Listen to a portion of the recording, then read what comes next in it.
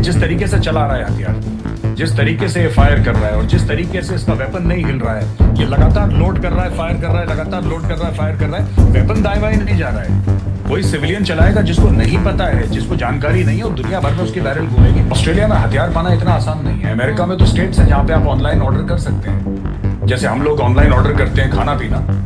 वो लोग कुछ सदर्न स्टेट्स हैं अमेरिका में, आप लोग ऑटोमेटिक वेपन्स ऑर्डर कर सकते हैं। इस्लाम बहुत साइंटिफिक मजहब है। पैगंबर हजरत मोहम्मद सल्लल्लाहु अलैहि वसल्लम ने क्लियर कर दिया है, जन्नत माँ के कदमों में है और उधर जन्नत की हूरों की भी सरदार होगी, तो आपकी यहाँ की पत्नी होगी। इन दरिंदों को अल्लाह बहुत सख्ती से इनसे निपटेगा, ये मैसेज क्लियर जाना चाहिए। इनोसेंट की किलिंग अल्लाह मंजूर नहीं करता है।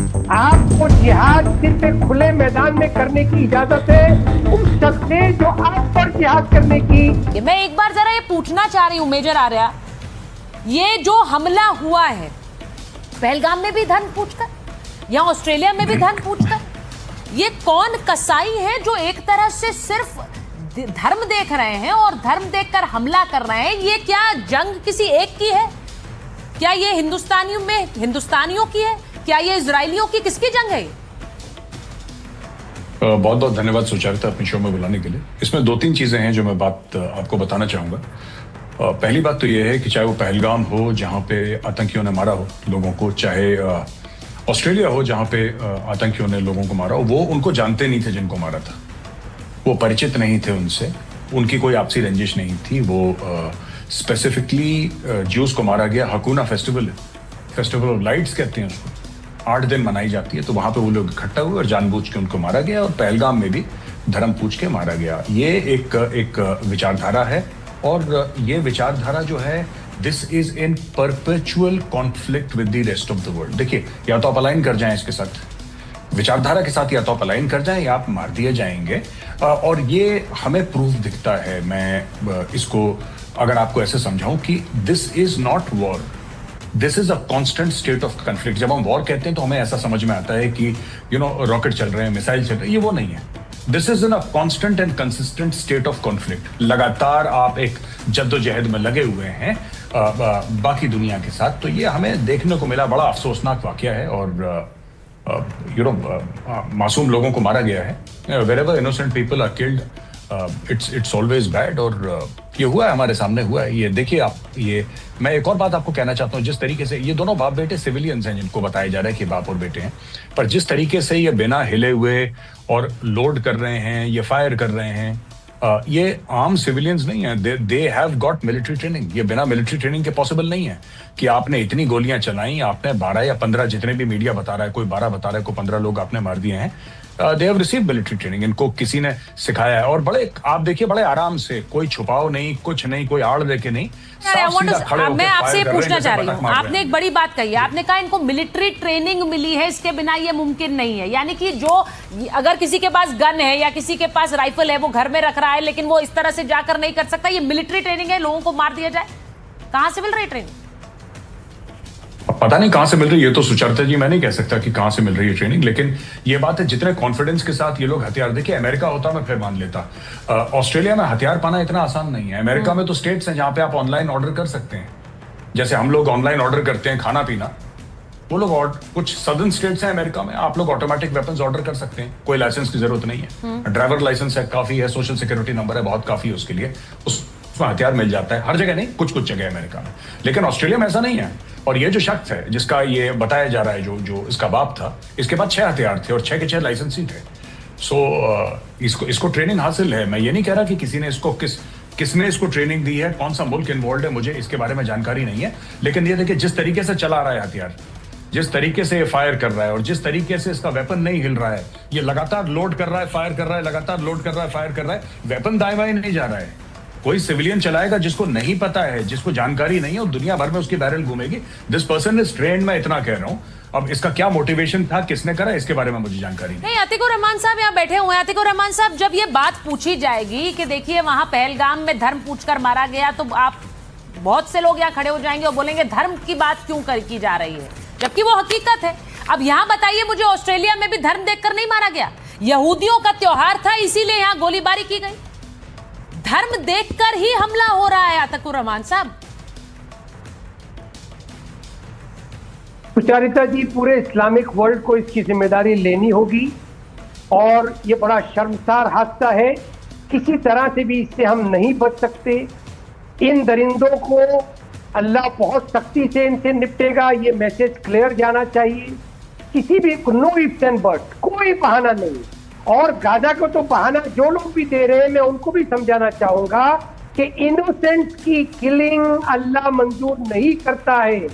आपको जिहाद सिर्फ एक खुले मैदान में करने की इजाजत है उस शख्स से जो आप पर जिहाद करने की ठान चुका है। इनोसेंट की जान लेना, बेगुनाहों को इस तरह से सरेआम कुचलना किसी भी तरह से कहीं से भी जायज ठहराया नहीं जा सकता है।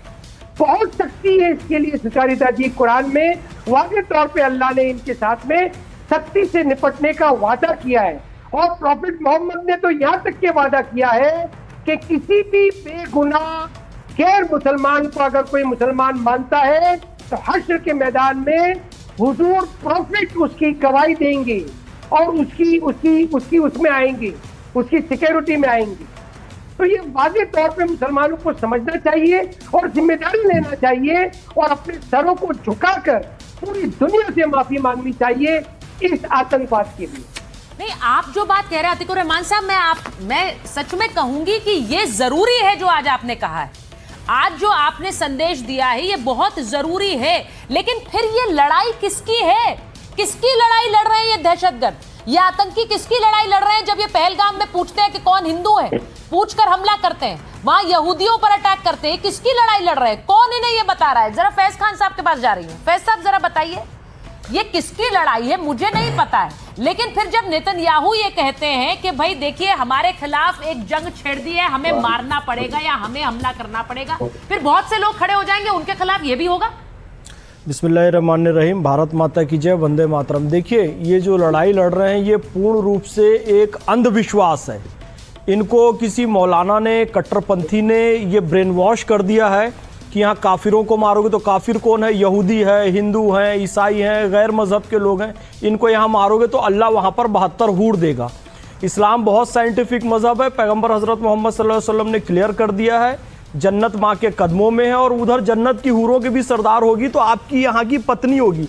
क्लियर कट मैसेज है। आप साइंटिफिकली टेक्निकली सोचेंगे तार्किक लॉजिकल माइंड से कि आपकी पत्नी, आपकी माँ, आपकी बहन ही असली स्त्री है, कोई काल्पनिक जगत में हूर नहीं है।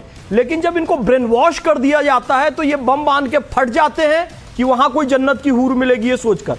बहुत अच्छी बात अतीकुर रहमान साहब ने कही, इस्लामिक वर्ल्ड को अब ये कहना पड़ेगा कि मुस्लिम लड़के लड़कियां आतंकवादी बन रहे हैं और इनके ब्रेन में हमें सुधार का कार्य करना है। बहुत सारे इस्लामिक स्कॉलर बनकर बैठते हैं, वो कबूल ही नहीं करते, वो सीधा गोडसे पे चले जाते हैं, नेतन्याहू पे चले जाते हैं, कहीं और कूद जाते हैं।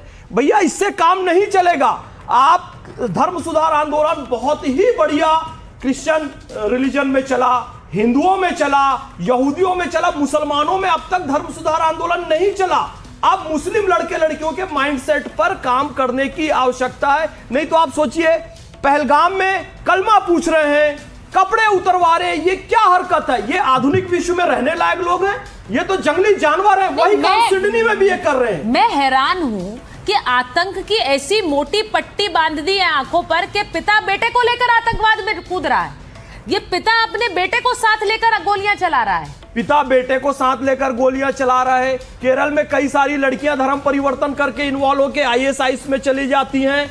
माँ अपने बेटे को कश्मीर में कह रही है मेरा बेटा, वीडियो आया, आर्मी समझा रही है माँ को, नहीं मेरा बेटा तो जन्नत में जाएगा। तो ये ऐसे गलीज गंदे लोग जो अपने आप को मुसलमान का लबादा उड़े हुए हैं, वास्तविक रूप से ये आतंकवादी हैं। तो इनको सुधार करने की आवश्यकता है। और मैं ये कहना चाहूंगा नेतन्याहू की जो पॉलिसी है मैं उसके समर्थन में हूं। भाई हमारा देश, हमारे देश की सुरक्षा सबसे बढ़कर है। सुचरिता जी, देश सुरक्षित है तो आप सुरक्षित है, मैं सुरक्षित हूँ। भैया देश की सुरक्षा से खिलवाड़ नहीं होगा। उन्होंने जो कहा है सरवर साहब, सबक सिखाया जाए। उन्होंने एक बात बड़ी इंपॉर्टेंट कही है आज नेतन्याहू ने, सरवर साहब, उन्होंने कहा है कि जिस समय यहूदियों को मारने के नारे ऑस्ट्रेलिया में लग रहे थे उस समय क्यों नहीं उस पर एक्शन लिया गया? यहूदियों के खिलाफ नफरत फैलाई जाती है, उसी का हश्र है ये। जब नफरत के नारे लगते हैं उसी का हश्र है ये। बस मैं एक बात और कहूंगा, एक मिनट। राहत इंदौरी ने एक पंक्ति कही थी, जिनका मसलक है रोशनी का सफर, वो चिरागों को क्या बुझाएंगे, अपने मुर्दों को जो जलाते नहीं वो जिंदों को क्या जलाएंगे। लेकिन ये चिरागों को बुझा रहे हैं। यहूदियों का भी फेस्टिवल ऑफ लाइट था, यहां पर भी दिवाली का विरोध करते हैं। और अफसोस की बात, यहां के तथाकथित धर्मनिरपेक्ष दल तमिलनाडु के एक मंदिर में दीपक न जले, इसलिए एक जस्टिस के खिलाफ इंपीचमेंट लाते हैं। यानी दीपक, चिराग, रोशनी, नूर को बुझाना इनका काम है। ये शैतानी ताकतें हैं सुचरिता जी।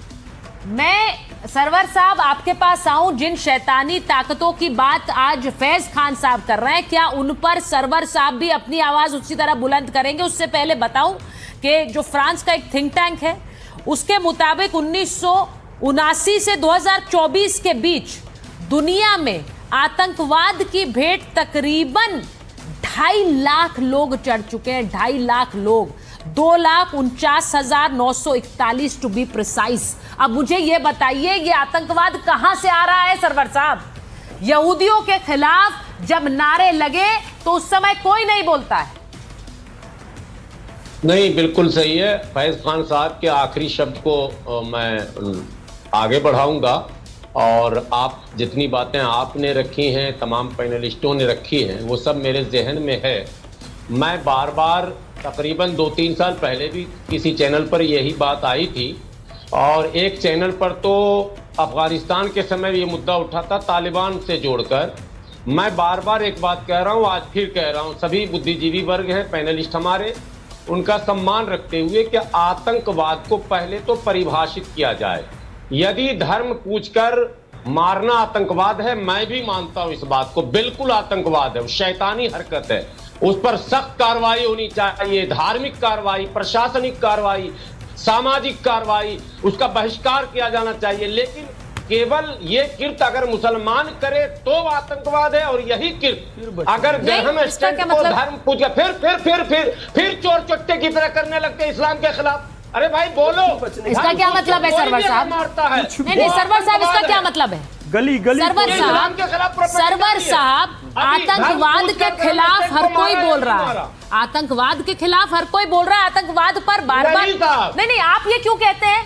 आप ये क्यों कह रहे हैं? आतंकवाद के खिलाफ बोल रहे हैं, इस्लाम के खिलाफ बोल रहे हैं? वो बताइए ना। ये इस्लाम के खिलाफ है, आतंकवाद के खिलाफ है। नाथुराम गोडसे के पीछे छुप जाओ जल्दी से मौलाना साहब। आप आतंकवाद के खिलाफ हैं? तुम आरएसएस के पीछे छुप जाओ। नाथुराम गोडसे के पीछे छुप जाओ आप जल्दी से। आपके पास वही बचा हुआ है बस, नाथुराम गोडसे आतंकवादी था। अरे सब उसको आतंकवादी बोलते हैं, लेकिन लश्कर तोयबा आतंकवादी है, हिजबुल मुजाहिदीन आतंकवादी हैं, और ये जो सिडनी में बाप बेटे पकड़ाए हैं और जो पहलगाम में जो लोग किए वो भी आतंकवादी है। अरे स्वीकारो कि भाई ये मुसलमान है और मुसलमानों में सुधार की आवश्यकता है। मैं चाहती हूँ, एक मिनट रुकिए, बार बार रास्ता निकाल लेते हैं लेकिन करके। अरे वाह वाह वाह वाह। देखिए सरवर साहब, उनका सीधा कहना है लेकिन, किंतु, परंतु नहीं है इसमें लेकिन, किंतु, परंतु नहीं है। ये आतंक नहीं, मुझे ये एक सेकंड नहीं, किस आतंकवाद की बात है? ये आतंकवाद है कि नहीं जो सिडनी में हुआ, जो बॉन्डी बीच पर लोगों को गोलियां मार दी, लोग भागने लगे, उन्हें पता नहीं चला क्योंकि वो एक त्योहार मना रहे थे, इसलिए उन पर गोलियां बरसा दी गई। वहां हिंदू नहीं, नवादा में वो बच्चे के लिए रोजी ढूंढने गया था, उसका पैंट खोल के धर्म देख के मारा गया। ये आतंकवाद है या नहीं? बिल्कुल गलत है, बिल्कुल है, मैं आपसे सहमत हूँ, बिल्कुल आतंकवाद है, बिल्कुल है, बिल्कुल है। आतंकवाद के खिलाफ हम लोग तो नहीं, उस घटना के चलते, उसके नहीं, उस घटना के चलते आप आतंकवाद के खिलाफ पैदा नहीं हुए थे सर। ये अपराध है जो बता रहे हैं, आतंकवाद अलग चीज है। 1984 में सिखों को मारा गया, वो आतंकवाद था। अजय जी को लीजिए जरा स्क्रीन पर। क्यों देते हो? सिखों को किसने मारा? सिखों को वोट देना बंद करो। सिखों को मारा था, हम तो नहीं देते कांग्रेस को वोट।